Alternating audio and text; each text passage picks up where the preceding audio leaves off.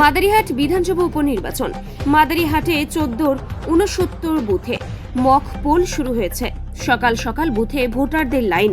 মাদারিহাট বিধানসভায় প্রায় 2,20,000 ভোটার রয়েছে। 226টি বুথ রয়েছে।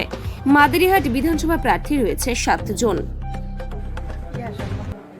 আমাদের যে তৃণমূল প্রার্থী আছে তিনি জিতুক, এটাই আমরা চাই, এটাই আমাদের আশা। আমাদের গ্রামের যত উন্নয়ন আছে উন্নয়ন করতেছে ওনারা, এটাই আমাদের আশা। এইটাই আশা নিয়ে এখানে এসেছি। কি এই এলাকায় ইস্যু রয়েছে, সমস্যা রয়েছে আপনাদের? সমস্যা তো অনেকই আছে, সেগুলো ওনারা যদি সেই পায়ে না দাঁড়ায় তাহলে কিভাবে কি করবে, এটাই আমার বলার। তাছাড়া আমরা অন্য কিছু বলার নেই। কোথায় বাড়ি আপনার? এখানেই 4 নম্বরে প্রধাননগর।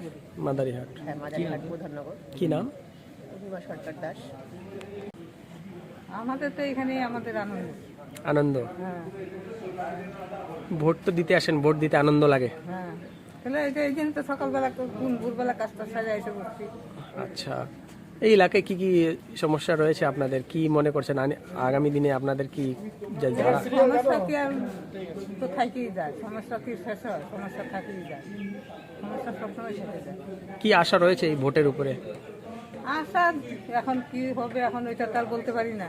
আমাদের এখন বয়স হয়ে গেছে, এখন কি হবে না হবে তার বলতে পারি না। উপরওয়ালার উপরে ভরসা। কি নাম আপনার? জ্যোৎস্না সরকার।